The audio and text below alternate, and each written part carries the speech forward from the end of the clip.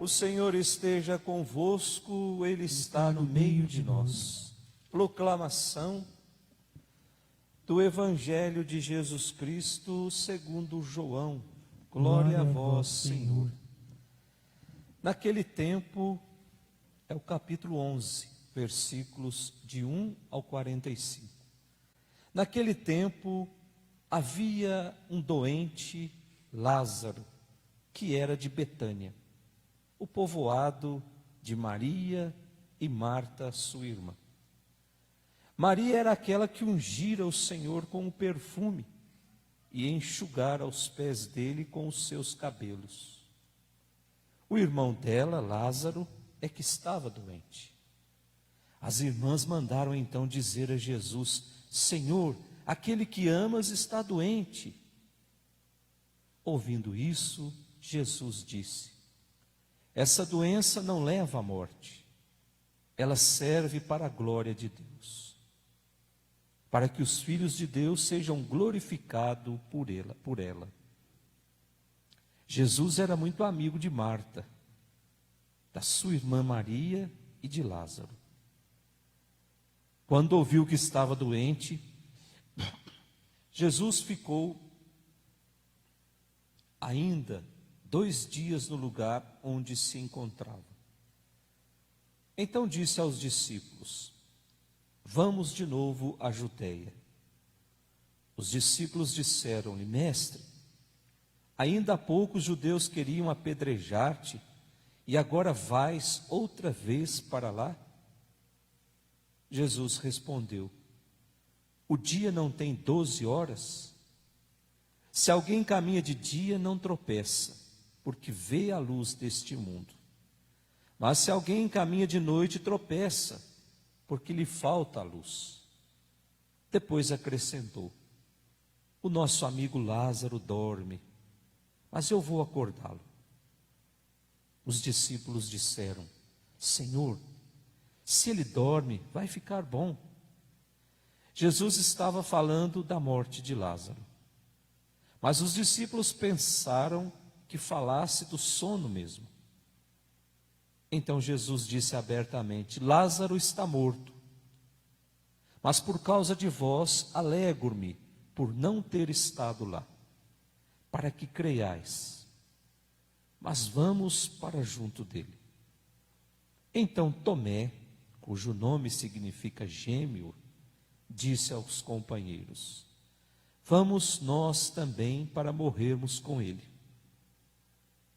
Quando Jesus chegou, encontrou Lázaro sepultado havia 4 dias. Betânia ficava a uns 3 quilômetros de Jerusalém. Muitos judeus tinham vindo à casa de Marta e Maria para consolar por causa do irmão. Quando Marta soube que Jesus tinha chegado, foi ao encontro dele. Maria ficou sentada em casa. Então Marta disse a Jesus: Senhor, se tivesses estado aqui, meu irmão não teria morrido. Mas mesmo assim eu sei que o que pedirdes a Deus, Ele te concederá. Respondeu-lhe Jesus: teu irmão ressuscitará. Disse Marta: eu sei que ele ressuscitará na ressurreição no último dia. Então Jesus disse: eu sou a ressurreição e a vida. Quem crer em mim, mesmo que morra, viverá. E todo aquele que vive e crer em mim, não morrerás jamais. Crês isto? Respondeu ela: sim, Senhor, eu creio firmemente que tu és o Messias, o Filho de Deus, que devia vir ao mundo. Depois de ter dito isso, ela foi chamar sua irmã Maria, dizendo baixinho: o mestre está aí e te chama. Quando Maria ouviu isso, levantou-se depressa e foi ao encontro de Jesus. Jesus estava ainda fora do povoado, no mesmo lugar onde Marta se tinha encontrado com ele. Os judeus que estavam na casa consolando-a, quando a viram levantar-se, depressa e sair, foram atrás dela, pensando que fosse ao túmulo para ali chorar. Indo para o lugar onde estava Jesus, quando o viu, caiu de joelhos diante dele e disse: Senhor, se tivesse estado aqui, meu irmão não teria morrido. Quando Jesus a viu chorar, e também os que estavam com ela, estremeceu-se interiormente e ficou profundamente comovido. E perguntou: Onde o colocaste? Responderam: Vem ver, Senhor. E Jesus chorou. Então os judeus disseram: Vede como ele o amava. Alguns dele, porém, diziam: Este que abriu os olhos ao cego, não podia também ter feito com que Lázaro não morresse? De novo Jesus ficou interiormente comovido. Chegou ao túmulo. Era uma caverna fechada como uma pedra. Disse Jesus: Tirai a pedra. Marta, a irmã do morto, interveio: Senhor, já cheira mal, está morto há 4 dias. Jesus lhe respondeu: Não te disse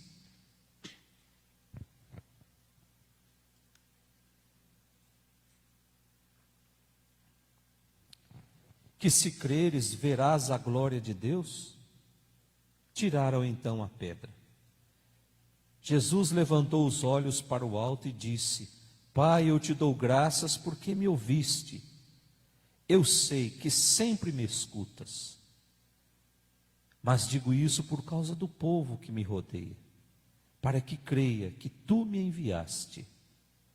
Tendo dito isto, exclamou com voz forte: Lázaro, vem para fora. O morto saiu, atado de mãos e pés, com os lençóis mortuários, e o rosto coberto com um pano. Então Jesus disse-lhe: Desatai-o e deixai-o caminhar. Então muitos dos judeus que se tinham ido à casa de Marta e Maria e viram que Jesus o fizera, creram nele.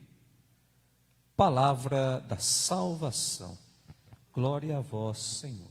Que as palavras do Santo Evangelho perdoem os nossos pecados.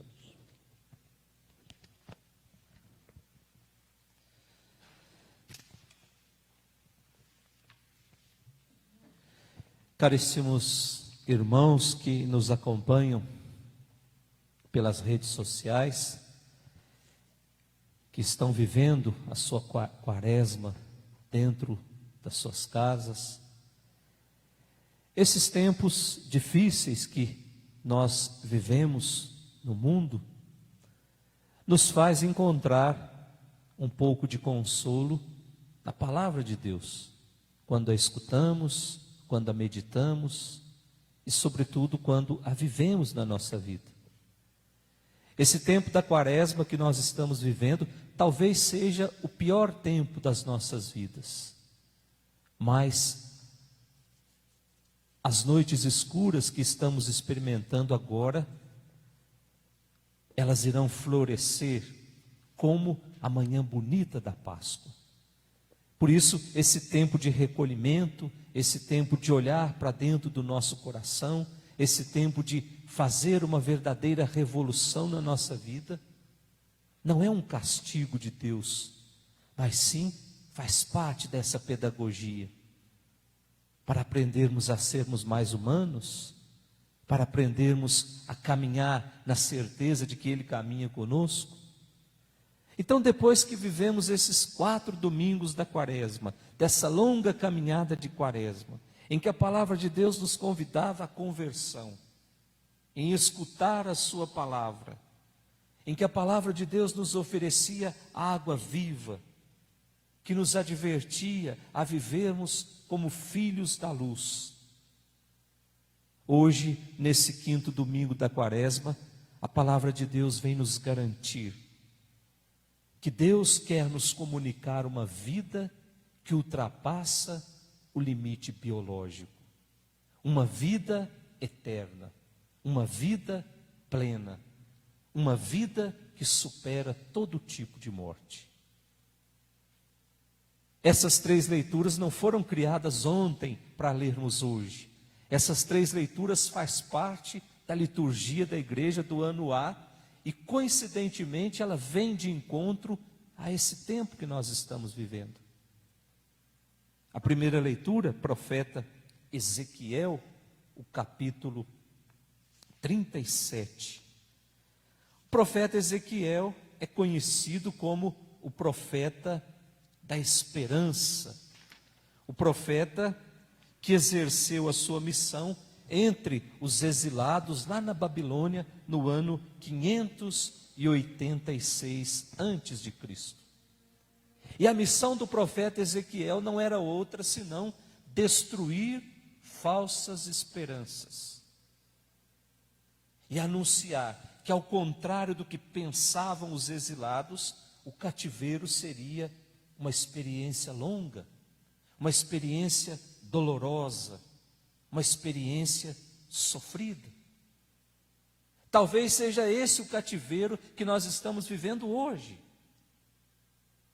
Aquele que o povo de Deus viveu há mais de 2.500 anos atrás.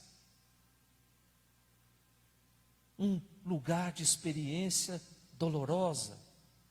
Um lugar onde se experimentava a ausência de Deus. Onde se questionava, será que Deus atua na nossa vida? Não tinham como celebrar o culto, não tinham sacerdote. E isso vai fazendo com que o povo, cada dia, vá duvidando da bondade de Deus. Então o profeta Ezequiel, ele alimenta naquele povo a certeza, alimenta naquele povo a esperança que esse Deus libertador, esse Deus salvador, esse Deus jamais abandona aqueles que Ele ama. E nós temos a plena certeza de que nós somos amados por Deus. Se Deus não nos amasse, Ele não nos teria criado. Então é preciso alimentar também em nós essa certeza. Deus não nos abandona nunca. E aí nós temos o capítulo 37 do profeta Ezequiel, cujo a primeira leitura foi tirada a partir do versículo 12. E esse capítulo 37 nos fala dos ossos ressequidos. E ele descreve ao longo de todo o capítulo. Você que está em casa, você poderia aproveitar essa semana e ler todo o capítulo 37 do profeta Ezequiel, em que o profeta descreve uma planície cheia de ossos ressequidos, ossos que estavam lá acumulados. E esses ossos, aos poucos, vão se revestindo de pele, vão se revestindo de músculo e ganham vida novamente. Para o profeta, esses ossos representam o povo de Deus, abandonado, sem esperança, sem futuro. E o texto de hoje fala dessa situação de abandono total, como se aquele povo estivesse dentro de um túmulo. Quando a gente olha para a situação da Espanha, da Itália, a gente percebe, ali está virando um grande túmulo. Já não se tem mais a esperança. E aí, Deus começa a agir. E uma ação que vai transformando morte em vida. Uma ação que vai transformando desespero em esperança. Escravidão em liberdade. E Deus vai muito mais além. Diz a primeira leitura que Ele enviará o seu Espírito. Ou seja, Deus vai nos criar de novo. O Espírito de Deus é aquele que embala, que anima a criação. O profeta está dizendo, Deus vai nos criar de novo. Portanto, essa situação em que nós estamos vivendo servirá para que Deus nos recrie de novo. Nos faça mais humanos, nos faça mais solidários, menos egoístas. Deus vai nos criar de novo. Deus vai transformar o coração do homem de pedra, duro, insensível, autossuficiente. Deus vai revestir esse coração de carne, de bondade. Deus vai fazer com que o homem aprenda a amar o próximo. Isso para nos dizer que Deus não nos abandona nunca. Mesmo quando tudo parece que está perdido, Ele vai ali, transformando desespero em esperança, transformando noite escura em manhã luminosa. Mas nós precisamos esperar no tempo de Deus. E essa espera pode ser uma espera dolorida, mas é uma espera que tem a nossa certeza. No final dessa espera, nós vamos encontrar o nosso consolo. Depois da nossa segunda leitura, a carta de São Paulo aos Romanos, o capítulo 8. Paulo vem dizer exatamente sobre isso, que o projeto salvador de Deus, que se destina a todos. E aí, a principal personagem dessa segunda leitura é o Espírito, o personagem central da carta de São Paulo aos Romanos. Para Paulo, o Espírito é o grande responsável pela vida nova que Deus quer nos oferecer. E essa vida nova, ela não é uma vida segundo a carne, é uma vida segundo o Espírito. Viver segundo a carne é viver à margem de Deus, diz São Paulo. O homem da carne é aquele homem autossuficiente, é aquele homem que acha que pode tudo sem Deus, que tem como valor máximo na sua vida o ódio, a inveja, o ciúme, a arrogância. Agora, viver segundo o Espírito, diz São Paulo, é viver pautado pela caridade, é viver pautado pela esperança, é viver pautado pela fé. Então, meus irmãos, pela postura, pelo comportamento de algumas pessoas, nós podemos identificar se ela vive segundo a carne ou se ela vive segundo o Espírito. Lembrando que no dia do nosso batismo, nós fizemos opção de viver segundo o Espírito. Ou seja, de sermos abertos a Deus, de sermos conduzidos por Deus. E assim nós vamos caminhando rumo à vida eterna. Não é uma vida, não é uma outra vida, mas é uma vida com Deus. E por fim, o nosso evangelho de hoje, o evangelho de São João, o capítulo 11, nos leva novamente a Betânia, a uma aldeia amada por Jesus, que ficava mais ou menos 3 quilômetros, ou que fica 3 quilômetros de Jerusalém. Em Betânia, Jesus chora a morte de um grande amigo, Lázaro. E nesse tempo de pandemia, quantas mortes nós estamos chorando, quantas pessoas queridas do nosso meio já estão nos deixando. Jesus sofreu essa experiência, passou por essa experiência, sofreu a morte de um grande amigo. E nós encontramos na Sagrada Escritura que Jesus amava a família de Lázaro. Jesus amava a família de Marta, de Maria. E essa Maria, diz o Evangelho, mencionada aqui nesse Evangelho, é a mesma que ungiu os pés de Jesus com um perfume e enxugou com os cabelos, que nós podemos encontrar no Evangelho de São Mateus, no capítulo 26, e no Evangelho de São Marcos, no capítulo 14. É a mesma Maria. Portanto, é uma família muito próxima de Jesus, que ama e que é amada por Jesus. Nós podemos nos perguntar a partir desse Evangelho, como anda a relação com a nossa família? Você que está nos assistindo, como anda a relação com a sua família? Talvez esse tempo de recolhimento seja o tempo de dizer para a pessoa que você insiste em não perdoar, mas Deus te colocou debaixo do mesmo teto, para que você experimente o perdão e também perdoe. Como anda a relação com a nossa família? Jesus amava essa família.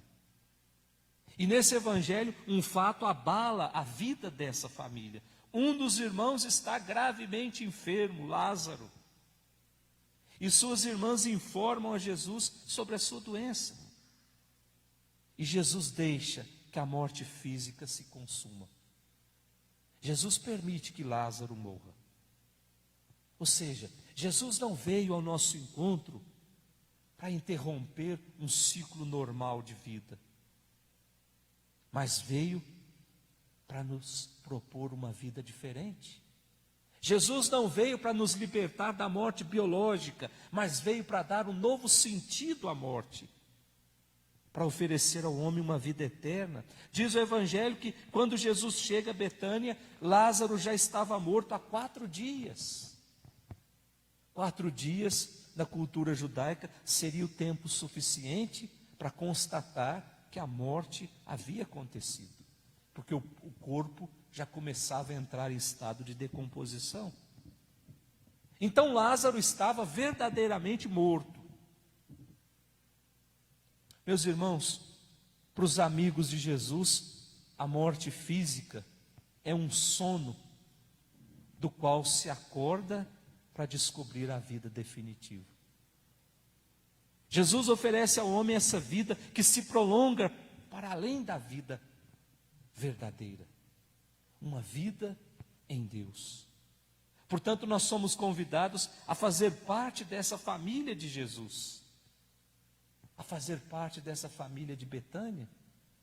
Somos convidados a acolher Jesus em nossa casa, a amá-lo, a sermos os seus amigos. Ainda mais nesse tempo, nós temos tempo suficiente para dizer para Jesus: entra, Senhor, a porta está aberta. O mundo fez com que o meu coração ficasse mais sensível. Então entra, faz morada na minha vida, faz morada na minha família. Permita que experimentamos aquilo que o Senhor tem para nos oferecer, que é vida em abundância. Vamos pedir para Deus essa graça, meus irmãos. Que o Espírito Santo, essa luz que vem do alto, que nos ilumina a toda manhã, nos explique todas essas palavras. Em nome do Pai, do Filho e do Espírito Santo. Amém. Santifica